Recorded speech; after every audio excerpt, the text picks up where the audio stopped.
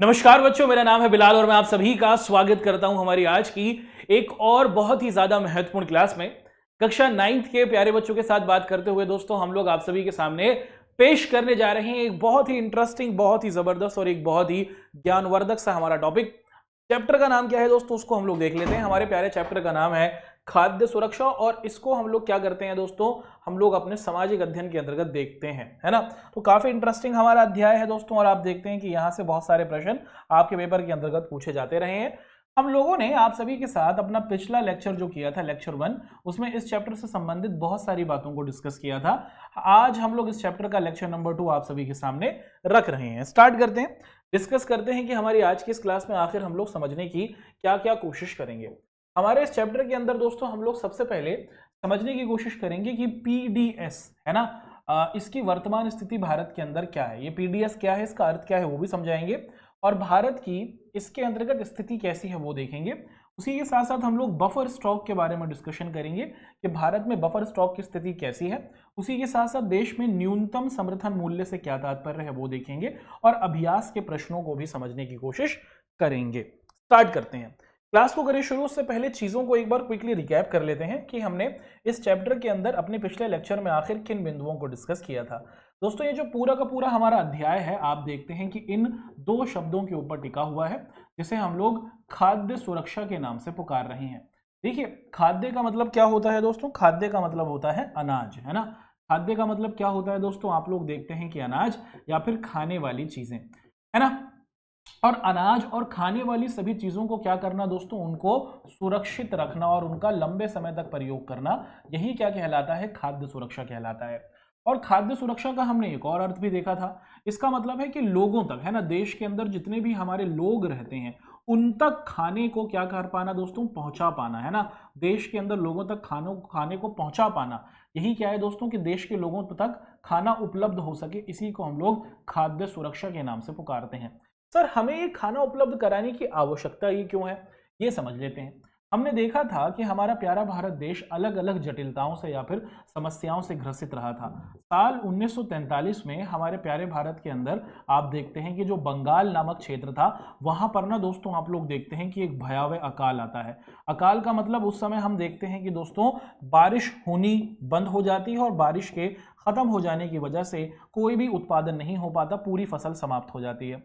और इसके साथ साथ एक और बड़ी वजह जो हमें देखने को मिलती है वो ये है दोस्तों कि इस समय तक, है ना, कि ये जो देश, ये जो हमारा भारत था, बंगाल में बारिश भी नहीं हुई। बारिश के ना होने से हम देखते हैं कि हम लोग फसल को उत्पादित होता हुआ नहीं देखते और उस समय तक हम लोग ना किसी भी जो फसल हमारी साल 1943 से पहले उगा करती थी उसे पूरे तौर पर समाप्त कर दिया करते थे। हम लोग ना भविष्य के लिए उसको सुरक्षित नहीं रखते थे, उसका कुछ भाग सुरक्षित नहीं रखते थे और इसी वजह से देश के अंदर आप देखते हैं कि हमें क्या देखने को मिलता है दोस्तों, इसी वजह से देश के अंदर हमें आप देखते हैं कि अकाल देखने को मिलता है, यानी कि जनता के पास खाने को कुछ होता ही नहीं है। अब जब देश आज़ाद होता है तो देश में ये कोशिश की जाती है कि हमें देश में बंगाल जैसी ये जो अकाल की स्थिति हुई थी उसको नहीं होने देना और इसी के लिए आप देखते हैं कि देश के अंदर क्या किया जाता है दोस्तों, खाने को सुरक्षित रखने के लिए कि हर व्यक्ति तक खाना पहुंच सके और देश में कोई भी व्यक्ति भूखा ना सोए, उसके सामने भूखमरी ना हो। आप देखते हैं कि क्या किया जाता है दोस्तों, हमारे देश के अंदर दो तरीकों को चुना जाता है। सबसे पहला तरीका क्या होता है दोस्तों, सबसे पहला तरीका होता है आप देखते हैं कि बफर स्टॉक। बफर स्टॉक का मतलब क्या होता है, बफर स्टॉक का मतलब है कि हमारे देश के अंदर सरकार एक संगठन को बनाती है जिसको ये जिम्मेदारी दी जाती है कि तुम्हें अनाज की को संभाल कर चलना है, जिसका नाम होता है food corporation of India. Food corporation of India की ये जिम्मेदारी होती है कि वो देश के अंदर अनाज को और देश में जो हमारी फसलें उगती हैं उनका रख रखाव करे। भारत में हम लोग देखते हैं कि बफर स्टॉक के अंतर्गत क्या किया जाता है कि जितना भी अनाज पैदा होता है, जितनी भी फसल पैदा होती है, उसमें से कुछ को क्या किया जाता है दोस्तों, आप देखते हैं कि भविष्य के लिए सुरक्षित रख दिया जाता है। कहां पर दोस्तों, सरकारी गोदाम में, है ना, सरकारी गोदाम में उनको सुरक्षित रखा जाता है। तो जब हम लोग क्या करते हैं दोस्तों, भविष्य के लिए अनाज को सुरक्षित रखते हैं, है ना, उसी को हम लोग बफर स्टॉक कहते हैं और बफर स्टॉक के जरिए हम लोग लोगों तक खाना प्रोवाइड करने की कोशिश करते हैं। अब बफर स्टॉक में हमने अनाज को तो सुरक्षित रख लिया, इसी के साथ हम देखते हैं कि खाद्य सुरक्षा का जो दूसरा रूप हमें देखने को मिलता है, पहला रूप तो बफर स्टॉक था, दूसरा रूप जो हमें देखने को मिलता है दोस्तों खाद्य सुरक्षा का, वो कहलाता है, आप देखते हैं दोस्तों क्या, सार्वजनिक वितरण प्रणाली। सार्वजनिक वितरण प्रणाली का मतलब होता है कि देश के अंदर जो हमारे देश में रहने वाले लोग हैं, जो गरीब रेखा से कम है ना, गरीब होते हैं, जो गरीबी रेखा से नीचे आते हैं, आप क्या देखते हैं कि सरकार क्या करती है दोस्तों, उनको राशन कार्ड देती है। और इस राशन कार्ड में आप देखते हैं कि लोगों को क्या दिया जाता है, सस्ती कीमत पर अनाज आप देखते हैं कि प्रोवाइड किया जाता है। तो देश में कोई भूखा ना सोए, किसी के साथ भूखमरी ना हो, वो भूखा ना रहे, इसके लिए सरकार राशन कार्ड देती है। राशन कार्ड पर अनाज सस्ता मिलता है, 2 रुपये किलो गेहूं, 2 रुपये किलो चावल, जिससे हर व्यक्ति तक सस्ती कीमत पर अनाज मिल जाता है, और इसी को हमने खाद्य सुरक्षा के नाम से पुकारा था। अब हम लोग अपने आज के इस लेक्चर में आगे की कहानी को बढ़ाएंगे, समझने की कोशिश करेंगे कि ये जो हमारा पीडीएस है, पीडीएस का मतलब दोस्तों, पीडीएस को ही हम लोग सार्वजनिक वितरण प्रणाली के नाम से जानते हैं, कि भारत के अंदर ये जो हमारे राशन कार्ड होते हैं या फिर ये जो सरकारी दुकानें होती हैं जहां पर सस्ती कीमत पर हम देखते हैं कि अनाज को दिया जाता है, इनकी स्थिति अब कैसी है, भारत के अंदर कितने स्तर पर हम लोग अनाज को सुरक्षित रखते हैं, ये न्यूनतम समर्थन मूल्य क्या है, और इस चैप्टर के क्वेश्चन आंसर्स को हम लोग फिर डिस्कस करने वाले हैं। स्टार्ट करते हैं। अब दोस्तों यहां पर हम लोग समझने की कोशिश करने वाले हैं कि हमारे देश के अंदर ये जो पीडीएस है ना, इसकी क्या आप देखते हैं कि वर्तमान स्थिति हमें देखने को मिलती है। तो भारत के अंदर सार्वजनिक वितरण प्रणाली के लोगों को सस्ती दरों पर अनाज मिले, इसकी शुरुआत साल 1992 से आप देखते हैं कि की गई, और अब तक ये आपको चलता हुआ दिख रहा है। इसके अंतर्गत आप देखते हैं कि किन लोगों को ध्यान में रखकर इसको बनाया गया है, वो लोग जो हमारे देश के अंदर आपको गरीब दिखते हैं, सब लोगों के लिए, जो गरीब हैं उनके लिए तैयार किया गया है। इसमें आप देखते हैं कि 2 रुपये किलो गेहूं है ना, 2.3 रुपये किलो गेहूं, और उसी के साथ 2 रुपये के करीब, 3 रुपये के करीब चावल आपको बिकता हुआ दिखता है।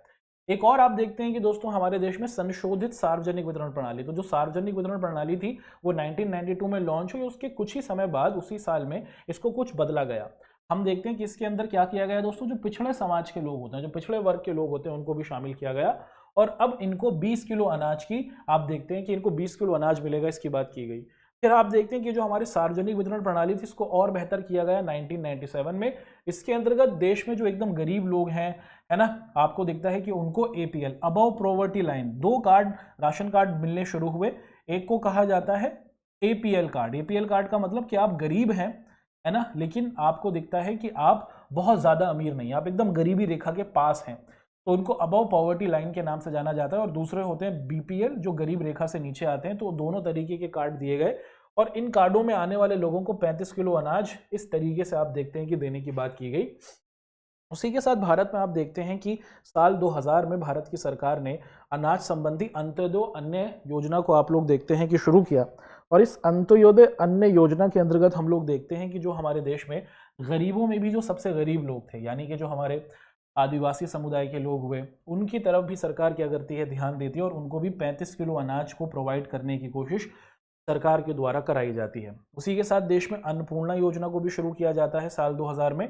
इसके तहत भारत में जो गरीब लोग हैं 60 साल से बड़े, उनको 10 किलो एक्स्ट्रा अनाज देने की बात की जाती है। और उसी के साथ भारत में राष्ट्रीय खाद्य सुरक्षा अधिनियम कानून बनाया जाता है साल 2013 में, जिसके तहत हर एक परिवार आपको दिखता है जो गरीब होगा, उसमें हर एक व्यक्ति को 5 किलो गेहूं के हिसाब से आप देखते हैं कि उनको अनाज मिलेगा, इसकी कोशिश की जाती है। तो 1992 में इसकी शुरुआत हुई, और धीरे धीरे समय के हिसाब से इसमें हम देखते हैं कि बदलाव आते हुए हमें दिखे। आज के समय में कोई व्यक्ति अगर गरीब है तो हर परिवार के व्यक्ति पर हर व्यक्ति पर 5 किलो गेहूं उन्हें मिलेगा, 5 किलो उनको अनाज मिलेगा।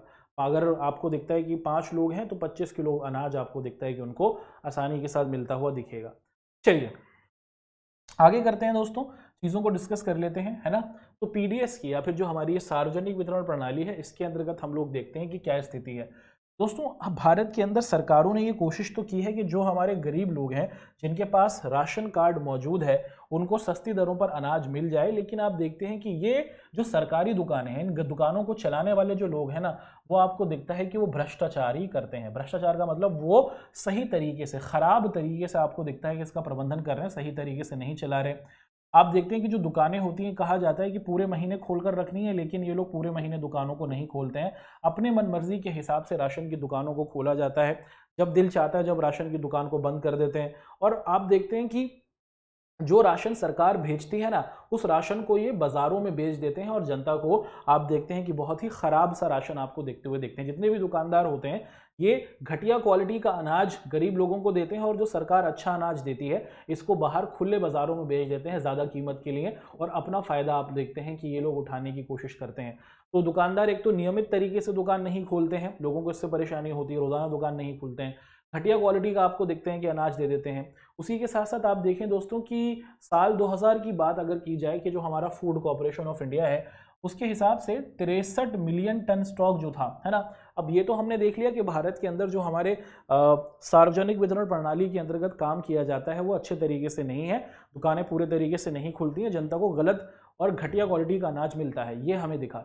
अब ये देखने की कोशिश करते हैं कि भारत में अनाज को जो सुरक्षित रखा जाता है बफर स्टॉक में उसकी क्या स्थिति है। हम देख पाते हैं कि हमारे FCI food corporation of India के द्वारा ये जो अनाज को सुरक्षित रखा जाता है, साल 2002 के अनुसार जुलाई में लगभग 63 मिलियन टन हमारे देश में खाना स्टॉक में था।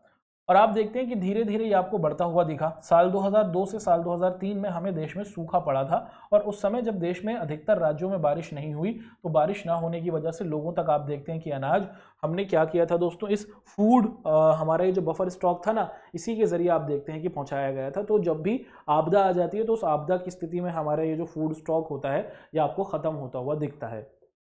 ऐसे ही अलग अलग जब समस्याएं आ जाती हैं, जब किसी राज्य में बाढ़ आ जाती है, जब किसी राज्य में भूकंप आ जाता है, तो उस राज्य में लोगों तक अनाज पहुंचाने के लिए हम लोग बफर स्टॉक की ही क्या करते हैं दोस्तों, मदद लेते हैं।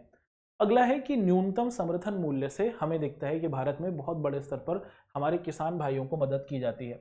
देखिए अगर आप लोग गेहूं और धान, धान का मतलब चावल, इसके लिए सरकार क्या करती है दोस्तों, न्यूनतम समर्थन मूल्य से कई समस्याएं हमें उत्पन्न होते हुए दिख रही हैं। न्यूनतम समर्थन मूल्य पर अनाज बेचने के उद्देश्य से अधिकतर किसान अब गेहूं और चावल उगाने पर ही अधिक ध्यान देते हैं। अब होता क्या है कि हमारे देश में अगर कोई किसान है और इस किसान ने आपको दिखता है कि दोस्तों गेहूं को पैदा किया है या फिर आप लोग देखते हैं कि उसने चावल को पैदा किया है ना, और अगर वो चाहे तो खुले बाजार में जाकर बेच सकता है। खुले बाजार में बेचने जाएगा तो वहां पर आप लोग क्या देखते हैं दोस्तों कि वहां पर आप देखते हैं कि मान लीजिए कि अगर 100 किलो अनाज जो है ना, 100 किलो अनाज के अगर उसे 1000 रुपए मिल रहे हैं खुले बाजार में, है ना, और सरकार क्या करती है दोस्तों, सरकार ने तय कर दिया न्यूनतम समर्थन मूल्य कि जो किसी चीज की वास्तविक कीमत है उतनी मिलनी चाहिए। खुले बाजार में 1000 रुपए है लेकिन उसकी वास्तविक कीमत अगर मान लीजिए कि अगर 1500 रुपए है तो आप सरकारी दुकानों में आकर उनको 1500 रुपए में बेच सकते हैं। न्यूनतम समर्थन मूल्य का मतलब है कि जितना किसी चीज का एक्चुअल प्राइस है उतने पर सरकार आपसे खरीदेगी, इसी को हम लोग न्यूनतम समर्थन मूल्य कहते हैं। और ये गेहूं और चावल पर ही लागू होता है क्योंकि अब सरकारें गेहूं और चावल पर न्यूनतम समर्थन मूल्य दे रही हैं, जितनी उनकी वास्तविक कीमत है उतना मिल रहा है। बाजार में कम फायदा होगा, सरकारों को बेचेंगे तो ज्यादा फायदा होगा, इसीलिए किसान अब सिर्फ गेहूं और चावल को ही आपको दिखता है कि उगा रहे हैं, जिसकी वजह से देश में जो हमारे मोटे अनाज हैं, ज्वार बाजरा मक्का, ये हमारे देश के अंदर हमें कमी होते हुए दिख रही है। तो इसीलिए ये जरूरी है कि देश के अंदर हम लोग न्यूनतम समर्थन मूल्य देते हुए दूसरे जो हमारे अनाज हैं उनको भी ध्यान रखें। उसी के साथ साथ जब आपको चावल की खेती करनी होती है तो उस समय ज़्यादा सिंचाई की ज़रूरत पड़ती है और इस वजह से जब ज़्यादा सिंचाई की ज़रूरत होती है तो जो हमारा अंडरग्राउंड वाटर है, ज़मीन के अंदर मौजूद जो पानी है वो आप देखते हैं कि हम निकालते हैं, खेतों में डालते हैं, जिससे आप देखते हैं कि हमें अंडरग्राउंड वाटर की कमी होते हुए दिख रही है। भारत के कई राज्यों में हम देखते हैं कि दोस्तों ये सिचुएशन हमें दिख रही है। उसी के साथ साथ भारत में बहुत से ऐसे क्षेत्र हैं जैसे तमिलनाडु, यहाँ पर 94% राशन की दुकानें अभी सहकारी समितियों के द्वारा चलाई जा रही हैं। सहकारी समितियों का मतलब आप देखते हैं कि दोस्तों कोई प्राइवेट कंपनी है, वो प्राइवेट कंपनी कहती है कि सरकार आप ना हमको क्या कर दो, आप हमको एक तरीके से ऑर्डर दे दो कि इतना इतना सामान बांटना है। तो भारत में बहुत से राज्यों में स्पेशली तमिलनाडु के अंदर आप देखते हैं कि कुछ प्राइवेट संस्थान इस काम को उठाए हुए हैं।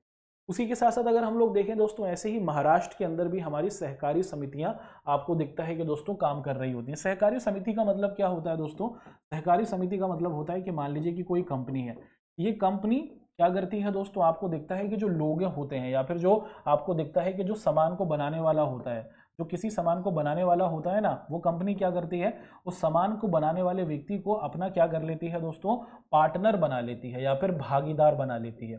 इसी को हम लोग सहकारी समिति की कंपनी कहते हैं। जैसे आप देखें दोस्तों, अमूल कंपनी है, अमूल दूध बनाती थी। अमूल ने गुजरात के अंदर जितने भी दूध के किसान थे ना, उनसे कहा कि तुम ऐसे ही दूध बेचते हो तो मुझे दूध बेचो, तुम मेरी कंपनी में पार्टनर बन जाओ। और उस दूध को फिर हम लोग मिलकर बेचेंगे। मेरा नाम है, मेरे नाम पर दूध बिकेगा, तुम्हें अपना दूध बेचने का मौका मिल जाएगा। तो जब कोई कंपनी किसी निर्माण करने वाले व्यक्ति को, किसी निर्माता को, किसी सामान बनाने वाले व्यक्ति को अपना पार्टनर बना लेती है, और पार्टनर बनाने के बाद फिर आप लोग देखते हैं कि जब बिजनेस किया जाता है तो इसे सहकारी समिति कहा जाता है। जैसे गुजरात में अमूल हुई, दिल्ली के अंदर आप लोग देखते हैं कि हमारी मदर डेयरी हुई, जहां पर लोगों को सब्जियां सस्ती मिल जाती हैं, दूध सस्ता मिल जाता है अपेक्षाकृत, है ना। और महाराष्ट्र में आप देखते हैं कि अकेडमी ऑफ डेवलपमेंट साइंस जो हुआ, यहाँ पर आपको दिखता है कि ये भी एक सरकारी समिति है जहाँ पर गरीबों को सस्ता अनाज मिल जाता है। तो भारत में सरकारें तो सस्ता अनाज दे ही रही हैं, जैसे हमने देखा है ना, सरकारें इन कार्यक्रमों के तहत सस्ता अनाज दे रही है, लेकिन कुछ और कंपनियां हैं जो आकर क्या करती हैं, लोगों को अपने साथ जोड़ती हैं, और उसके बाद आपको दिखता है कि उनके जरिए तेजी से बदलाव होता हुआ हमें दिख रहा है। चलिए अब दोस्तों हम लोग क्या करते हैं, अपने इस चैप्टर से संबंधित जो हमारे कुछ महत्वपूर्ण प्रश्न थे उनको एक एक कर आप सभी के सामने रखते हैं और हर एक चीज को बहुत ही अच्छे तरीके से समझना शुरू कर देते हैं। हमारे सामने दोस्तों सवाल रखा जा रहा है, काफी इंटरेस्टिंग सा प्रश्न है। पूछा जा रहा है कि हमारे प्यारे भारत में खाद्य सुरक्षा कैसे सुनिश्चित की जाती है, कि देश में हम लोग खाद्य सुरक्षा को कैसे देखते हैं। देश में खाद्य सुरक्षा को ध्यान से रखने के लिए हम देखते हैं कि कुछ तरीके अपनाए जाते हैं। सबसे पहले देश की सरकार न्यूनतम समर्थन मूल्य देती है, कि जिस अनाज की जितनी एक्चुअल कीमत है बाजार में, सरकार किसानों से उतना खरीद लेगी तो किसानों को नुकसान नहीं होता। फिर सरकार इन अनाजों को क्या करती है, अपने गोदाम्स में जमा कर लेती है, बफर स्टॉक कर लेती है, और फिर सार्वजनिक वितरण प्रणाली राशन कार्ड की मदद से गरीबों तक पहुंचाती है। तो इसके तहत देश में हर व्यक्ति तक आप देखते हैं कि खाद्य सुरक्षा होती है, उनको अनाज मिलता है। कौन लोग खाद्य असुरक्षा से सबसे ज्यादा आपको ग्रसित दिखते हैं, वो कौन लोग होंगे जिनके लिए अनाज को प्रोवाइड कर पाना, अपनी पेट भरने के लिए जो जरूरतें होती हैं वो उनको नहीं मिल पाएंगी। हम देखते हैं कि भारत के अंदर सबसे ज्यादा जो हमारे असुरक्षित लोग होंगे वो जो गरीब हैं और जिनके पास जमीनें नहीं हैं, जो छोटे मोटे काम करते हैं, जो आपको दिखता है कि शहरों के अंदर दिहाड़ी मजदूर होते हैं, दिन में काम करते हैं तो पैसा मिलता है, ऐसे लोग आपको सबसे ज्यादा क्या दिख जाते हैं दोस्तों, असुरक्षित दिख जाते हैं, है ना। काम होगा तो उनके पास खाना होता है, अन्यथा वो लोग परेशान होते हैं। भारत में वो कौन से राज्य हैं जहां पर हमें खाद्य असुरक्षा दिख जाती है, या फिर जिन्हें हम लोग बीमारू राज्य कहते हैं। तो भारत में हम देखते हैं दोस्तों कि हमारा यूपी राज्य हुआ, है ना। भारत में ये जो हमारे राज्य हैं दोस्तों, कौन कौन से, भारत में यूपी हमारा राज्य हुआ, हमारा बिहार राज्य हुआ, आप देखते हैं दोस्तों हमारा उड़ीसा राज्य हुआ, उसी के साथ साथ आप लोग देखते हैं कि हमारा मध्य प्रदेश हुआ, राजस्थान हुआ करता था लेकिन वर्तमान समय में अब नहीं है। तो ये जो राज्य हैं दोस्तों, ये बीमारू राज्य कहलाते हैं।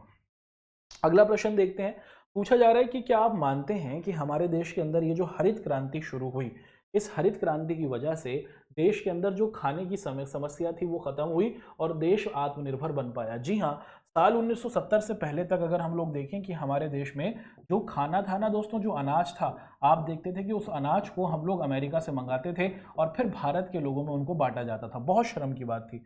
लेकिन साल 1970 में हम देखते हैं कि एक नया बदलाव हमें देखने को मिला और इसके तहत हमारे देश में अच्छे बीजों को प्रयोग करने की बात की गई, अच्छी प्रकार से खाद को हमने यूज़ करना शुरू किया। उसी के साथ साथ हमने क्या किया दोस्तों, अच्छी मशीनों का प्रयोग करना शुरू किया और इसकी मदद से देश में उत्पादन बढ़ा। साल 1960 से साल 1961 तक 70 मिलियन टन हमने उत्पादन किया।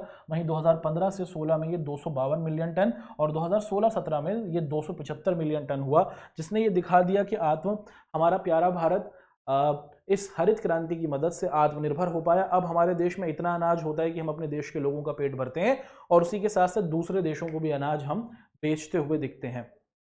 अगला सवाल है कि हमारे प्यारे भारत के अंदर लोगों का एक वर्ग अब भी खाने से वंचित रह जाता है, इसकी व्याख्या कीजिए। तो भारत के अंदर अगर हम लोग देखें दोस्तों, हमारी जो अनुसूचित जनजातियां होती हैं, जो हमारे आदिवासी भाई होते हैं या फिर हमारे अनुसूचित जाति जो हमारे दलित भाई होते हैं, ये समाज में ऐसे लोग रहे जो काफ़ी समय से शोषित होते रहे। इनके पास अभी भी बहुत सारे अधिकार नहीं हैं, इनको बहुत ज़्यादा पीछे रखा गया। तो आप देखते हैं कि इनके सामने सबसे बड़ा अपने पेट को भरने का ही आप देखते हैं कि समस्या रहती है। ये काम की तलाश में शहरों में आते हैं, जब काम होता है तो इनके पास खाना होता है, अन्यथा आप देखते हैं कि इनके ऊपर खाने को लेकर असुरक्षा बनी रहती है।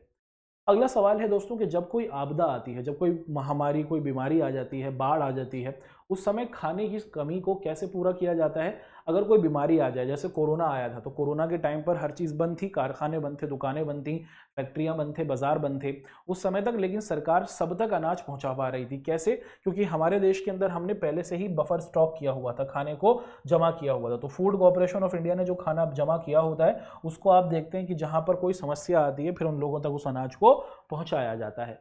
अगला सवाल है कि मौसमी भूखमरी और दीर्घकालिक भूखमरी में अंतर आपको बताना है। देखिए दोस्तों, मौसमी भूखमरी का मतलब क्या होता है और दीर्घकालिक भूखमरी का मतलब क्या होता है, ये आपसे पूछा जा रहा है और बहुत बार पेपर में इस प्रश्न को पूछा जाता है। तो एक एक कर कर अपन लोग इसके आंसर को देखते हैं।